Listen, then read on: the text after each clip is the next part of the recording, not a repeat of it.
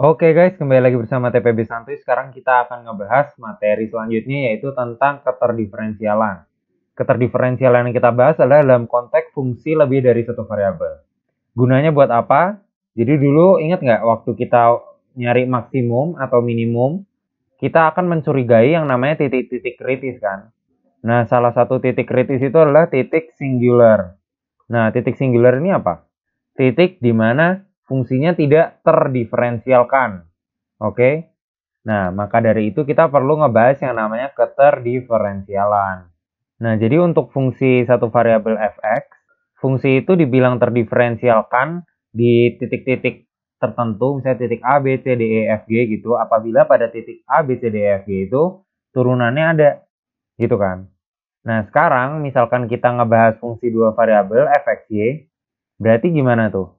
Gimana cara kita mendefinisikan keterdiferensialan si fx, y? Apakah dengan turunan parsial fx dan fy kita bisa mendefinisikan keterdiferensialan dari suatu fungsi fxy pada titik-titik tertentu? Jawabannya adalah tidak. Kenapa gitu? Jadi gini, jadi kalau misalkan kita punya sumbu x dan kita punya sumbu y, maka si fx itu cuma mendefinisikan perubahan si fungsi fxy di sumbu x, sepanjang sumbu x doang ketika y-nya konstan. Dan si fy juga kayak gitu, dia mendefinisikan laju perubahan si fxy ketika y-nya berubah dan x-nya konstan gitu. Sementara perubahan tuh bisa terjadi di arah sini, di arah sini, di arah sini, di arah sini, di arah sini gitu. Jadi kayak untuk fungsi dua variabel tuh kemungkinannya terlalu banyak sampai kita nggak bisa pakai cuma turunan parsialnya doang, fx dan xy, untuk mendefinisikan si keterdiferensialan dari fungsi itu sendiri.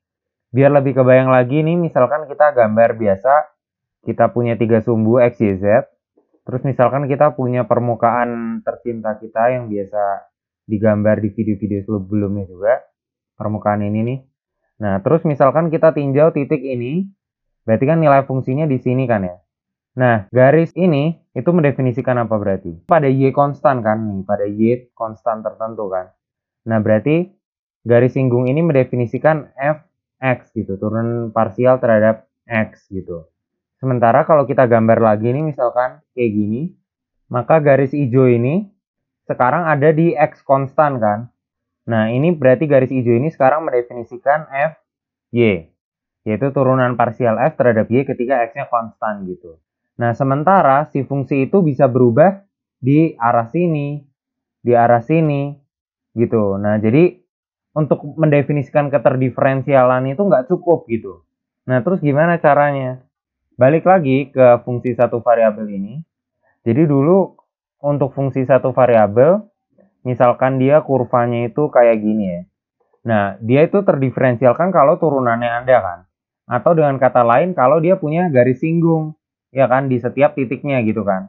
Nah, konsep ini yang bakal kita bawa ke fungsi dua variabel, yaitu fungsi akan terdiferensialkan pada titik yang biru ini apabila di titik yang biru itu kita bisa mendefinisikan suatu bidang yang menyinggung si permukaan yang merah ini. Nah, jadi kalau ada si bidang pada titik biru itu, bidang hijau pada titik biru itu, maka kita menganggap bahwa fungsi itu terdiferensialkan. Kenapa gitu? Karena dengan adanya bidang ini, maka perubahan si fungsi ke arah manapun itu jelas gitu berapanya. Karena bisa diwakili oleh si bidang singgung ini. Nah, perlu kalian tahu juga bahwa si permukaan yang merah itu pada titik yang kita tinjau ini, kalau misalkan kita zoom in gambar ini ya, nah maka permukaan yang merah ini itu untuk daerah yang dekat banget sama titik biru ini, itu akan bentuknya sebagai suatu bidang ya, nggak akan mendekati bidang lah, akan mendekati bentuk yang linear gini kalau kita zoom in banget daerah ini gitu, ya kan? Nah, konsep bidang sebagai pendefinisian keterdiferensialan ini disebut juga konsep linear secara lokal. Maksudnya apa? Maksudnya si fungsi fxy bisa diaproksimasi secara linear pada daerah lokal yang dekat sama titik biru tadi itu. Gitu. Nah, maksudnya diaproksimasi secara linear tuh apa? Gini nih. Jadi daerah di titik P dan sekitarnya yang dekat sama titik P, kita anggap perubahannya itu dari titik P berubah sejauh H, itu bisa diaproksimasi dengan nilai di titik P ditambah gradiennya, gradien fungsinya, dikalikan dengan perubahannya. Atau karena ini vektor, maka titik ini adalah dot product gitu. Jadi kalian bacanya gini, nilai fungsi di sekitar titik P itu adalah nilai fungsi di titik P ditambah perubahan linear dikali gradiennya. Perubahan linear nih karena hanya ini pangkat satu doang. H itu kayak delta gitu, kayak delta X kalau di satu dimensi. Jadi gini, digambarin lagi biar jelas, karena ini memang konsepnya cukup baru sih. Jadi misalkan ini titik P, nah nilai fungsi di titik lain yang dekat P, misalkan di titik ini, berarti ini kan H nih. Nah nilai fungsi di titik ini adalah nilai fungsi di titik P, kan dia berubahnya dikit doang kan. Jadi sumbunya gini nih, misalkan ini X, Y, lihat nih ketinggian Z di titik P, dan titik P plus H ini bedanya cuma dikit doang kan. Nah, jadi nilai fungsi atau ketinggian Z itu di titik P plus H adalah ketinggian Z di titik P ini ditambah gradien fungsinya dikaliin sama kayak jaraknya gitulah, tapi dalam bentuk vektor atau perpindahan gitu berarti. Nah, ini ditambahin sama suatu error yang merupakan fungsi H di dot productin sama H, karena errornya ini vektor juga gitu. Maksudnya apa? Jadi ya, kan sebenarnya fungsinya kan bentuknya tadi kayak bentuk yang merah ini kan. Jadi fungsinya itu nggak linear sebenarnya, nggak garis. Cuman di daerah yang deket P, dia fungsinya bisa diaproksimasiin pakai sebuah bidang gitu. Padahal dia sebenarnya ya melengkung gitu. Mungkin kayak gini lah gitu mungkin. Gitu. Tapi diaproksimasi di daerah yang deket ini kan dia mirip-mirip lah linear gitu. Gitu.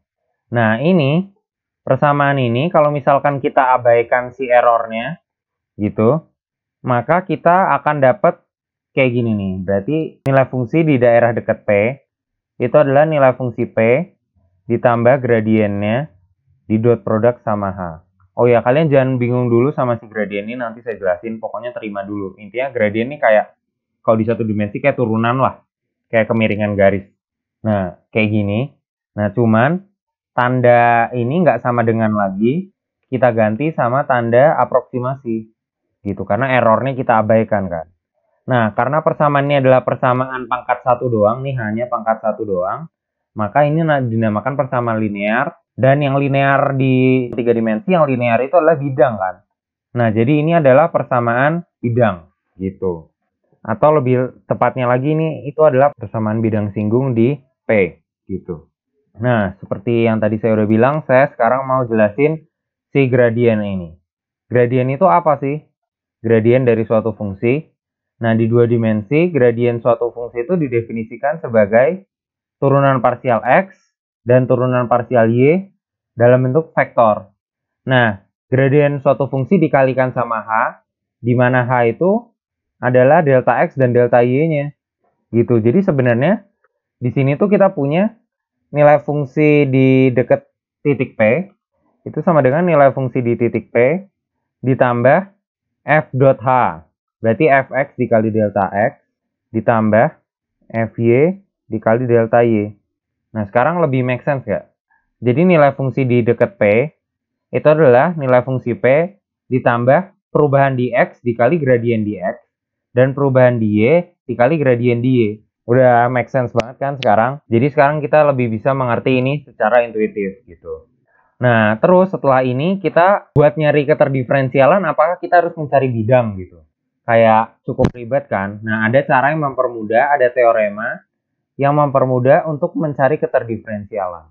Jadi teorema ini bilang gini, jadi misalkan kita mau mencari keterdiferensialan di titik X, Y ini.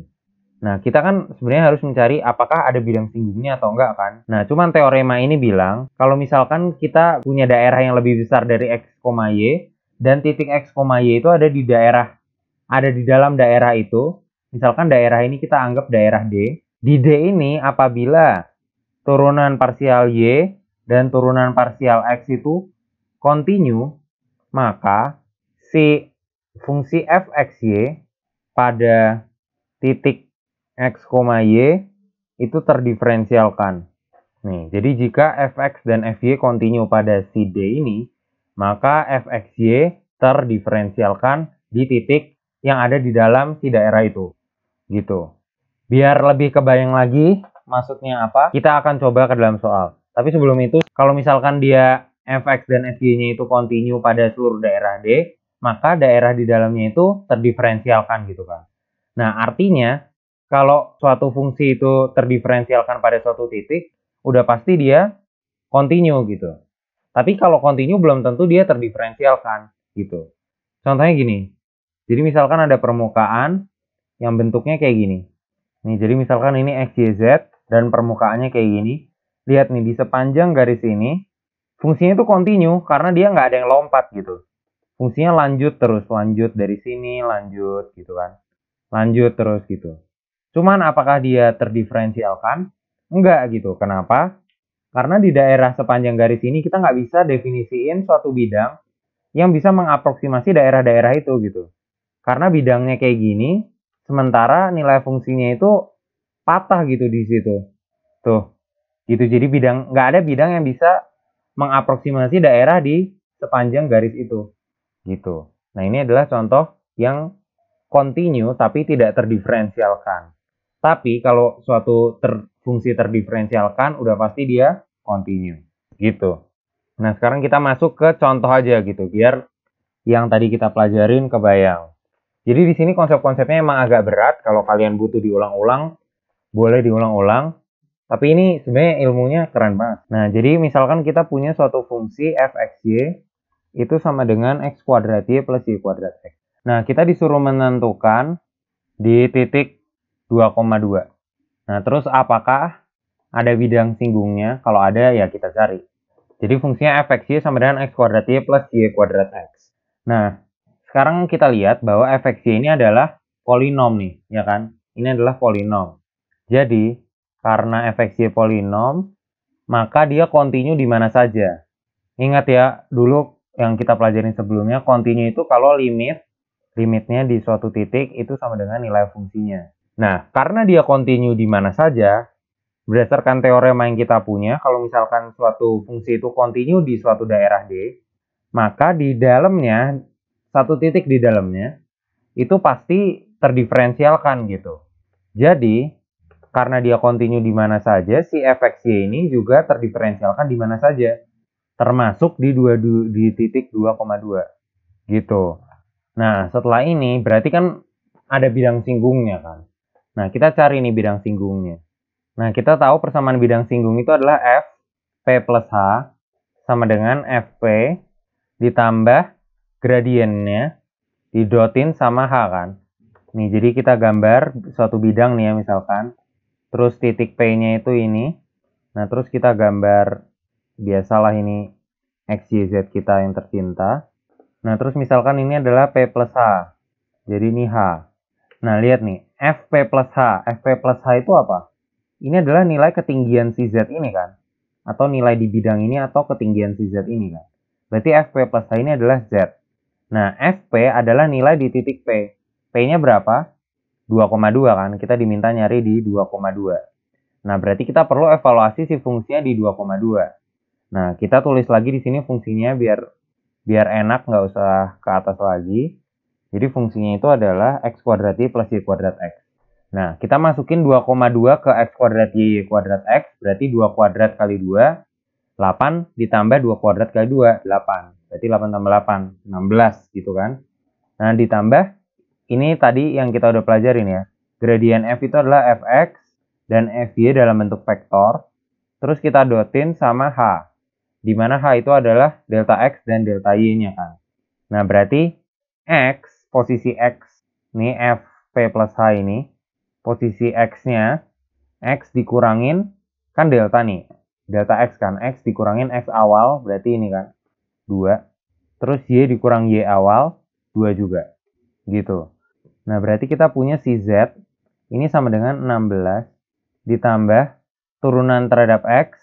Nah, kita cari dulu nih di sini. Turunan terhadap X itu adalah 2XY ditambah Y kuadrat dan turunan terhadap Y itu adalah X kuadrat ditambah 2XY. Ya, 2 ini mirip kan, kalau kita masukin 2,2, maka kita akan dapat 2 kali 2 kali 2, 8, ditambah 4. Nah, FY-nya itu juga 12, ya kan, kalau dihitung di 2,2, gitu kan. Nah, berarti ini kita punya 12, kita dot produk sama X min 2 dan Y min 2.